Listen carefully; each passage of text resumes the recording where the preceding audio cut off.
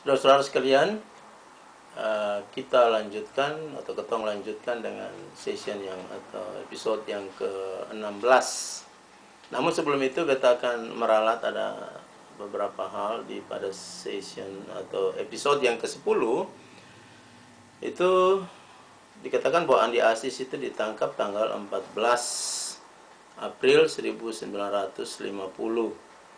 dan dibawa ke Jakarta dengan tuduhan bukan karena dia bertentangan dengan pasukan orang yang masuk, tetapi justru karena dia menangkap itu pemimpin APRIS yang ada di negara Indonesia Timur, yaitu Letnan Kolonel Moko Ginta.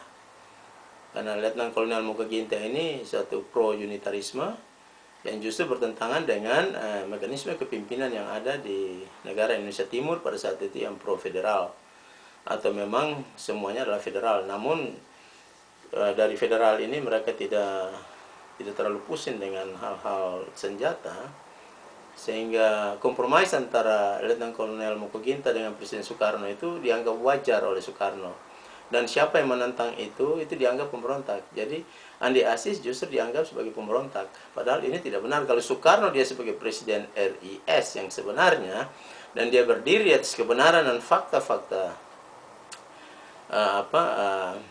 yang wajar, maka justru kalau Letnan Kolonel Moko Ginta harus dimasukkan dalam penjara, bukan Andi Aziz. Tetapi justru karena mereka memang sudah menghendaki untuk membentuk suatu negara kesatuan, maka apapun yang dilakukan oleh golongan federal pada saat itu dianggap pemberontak, dan Andi Aziz dimasukkan dalam penjara pada saat itu.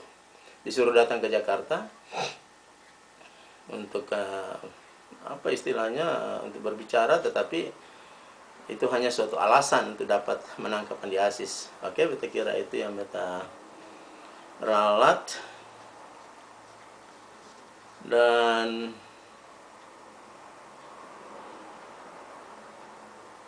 kemudian pada tanggal 20 April itu 20 April 1950 pasukan APRIS pimpinan Kapten Worang tiba di Makassar, dan itu sudah seperti biasa pada sesi yang ke-10 atau episode yang 10 seperti itu. Jadi saudara-saudara, kita lihat di sini bahwa agak sukar pada saat itu, sebab Soekarno sebagai Presiden RIS juga Presiden RI, dan seluruh negara bagian sudah dilebur masuk ke dalam RI, kecuali hanya sisa negara Indonesia Timur dan Sumatera Timur yang nantinya akan berkoalisi dengan RIS atau RIS. Memang dia merupakan bagian dari RIS, tapi saudara-saudara bisa lihat di sini bahwa RIS terdiri dari dari negara Indonesia Timur dan Sumatera Timur, kecuali Republik Maluku Selatan, karena Republik Maluku Selatan sudah diproklamirkan pada tanggal 25 April. Dan itu sebagai pihak yang pertama, dan RI yang sebenarnya dia juga merupakan negara bagian dalam RIS, tetapi karena presidennya satu, mereka buat apa saja, dan apa yang mereka buat pada saat itu melanggar hukum melanggar apa saja, itu dianggap wajar oleh mereka, itu oleh Soekarno, oleh bangsa Jawa pada saat itu, ya. Jadi RI yang tadinya negara bagian sudah terlepas dengan sendirinya tanpa sebab, tidak ada hukum yang menyatakan itu, tidak ada suatu sebab, tiba-tiba dia sudah lepas sendiri dari RIS. Ini kan atas kemauan sendiri, ya.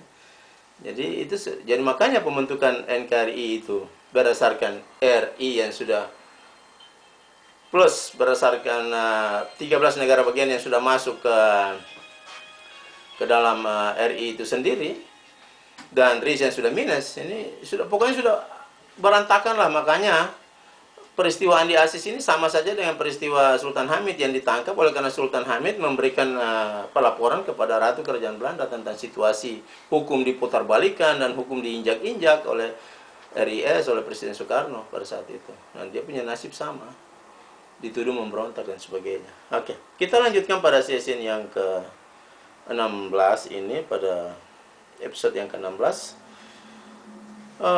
Kita lanjutkan surat tanggal 25 April 1954 pada ulang tahun yang keempat RMS, dan sehubungan dengan konferensi Jenewa mengenai Asia, Dr. Chris Mukil menyurat kepada konferensi itu, dan pada akhirnya itu saya masih ingat pada sesi ke-15 itu terakhir kata itu, kepercayaan pada tindakan konstruktif Anda selama konferensi ini.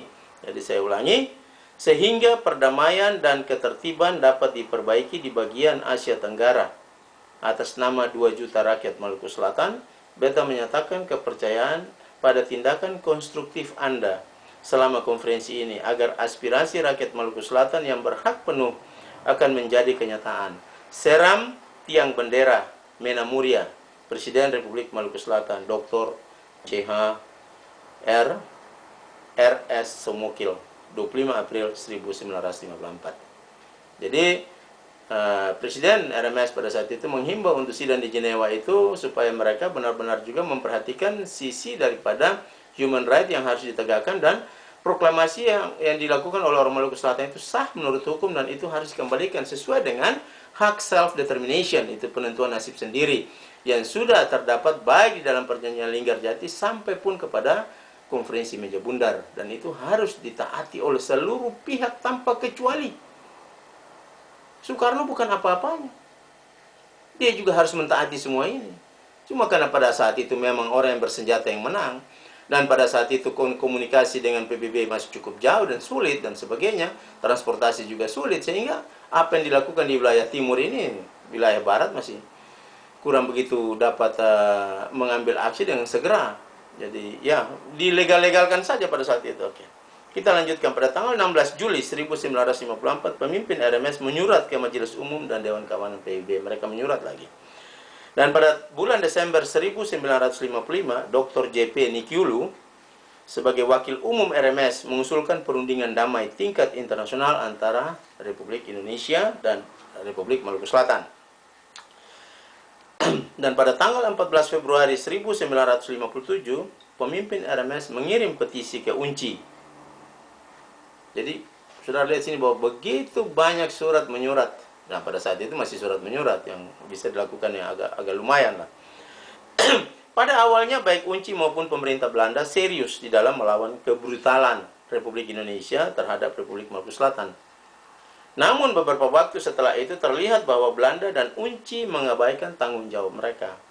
Padahal kedudukan mereka adalah seimbang dengan Republik Indonesia Serikat dalam rangka menyelesaikan tingkat akhir daripada kedaulatan RIS terhadap kependudukan wilayah di seluruh Indonesia, termasuk penyelesaian masalah RI dan RMS secara internasional, dan bukannya malah mengalah terhadap pembangkangan RI. Jadi sudah lihat di sini bahwa UNCI dan pemerintah Belanda itu masih punya kedudukan yang sama, dan mereka punya hak untuk bertanggung jawab penuh kepada apa yang dilakukan oleh Soekarno, dan dia punya antek-antek itu sangat bertentangan dengan hukum apapun di dunia ini. Dan itu harus diselesaikan sesuai dengan perundang-undangan yang berlaku sampai kepada konferensi meja bundar. Karena semua pihak yang ada pada saat itu dikatakan bahwa di dalam konferensi meja bundar dibilang bahwa tingkat akhir atau final daripada negara RIS itu akan ditentukan dalam satu badan konstituante. Jadi, ya tapi itu hanya kata-kata. Namun Soekarno pada saat itu dia agresi militer. Oleh sebab itu saya bilang, bahwa betul ada hukum, ada peraturan-peraturan, tapi jelas apa yang dikatakan Maukere itu benar. Siapa yang punya senjata dia yang menang, dia yang berkuasa. Dan pada saat itu Soekarno punya senjata. Karena dia presiden RIS, dia juga presiden RI. Dan apa saja yang dia bikin untuk RIS, untuk RI, apa saja yang dia buat untuk RI, dia merupakan personifikasi daripada RI. Oke, saudara-saudara. Kenapa demikian? Karena pertama, penyerahan kedaulatan seluruh Indonesia kepada RIS dengan bantuan UNCI bersifat internasional. Dan konsekuensi daripada itu adalah relevan secara internasional pula. Jadi, pada saat itu kan penyerahan kedaulatan itu bersifat internasional dan diserahkan kepada seluruh wilayah dari Sumatera sampai kepada Maluku, itu dalam bentuk federasi. Jadi, itu sifatnya internasional, dan apa yang terjadi di dalamnya, apa konflik, apakah perselisihan atau apapun, itu harus juga diselesaikan secara internasional. Oleh dan sebab itu, maka persoalan RMS adalah merupakan sengketa internasional yang harus diselesaikan pada tingkat internasional. Itu yang pertama. Dan yang kedua, UNCI dan Belanda masih terikat dan terhisap dalam tanggung jawab penyelesaian kedaulatan Republik Indonesia Serikat secara internasional, sesuai dengan kewajiban mereka yang tertera dalam ketetapan internasional, baik dalam resolusi Dewan Keamanan PBB. Dia bertanggung jawab untuk menyelesaikan persoalan di Indonesia sampai selesai, bahkan dalam penentuan nasib sendiri dengan rekomendasi UNCI dan dengan kebebasan pendapat dan demokrasi pendapat daripada seluruh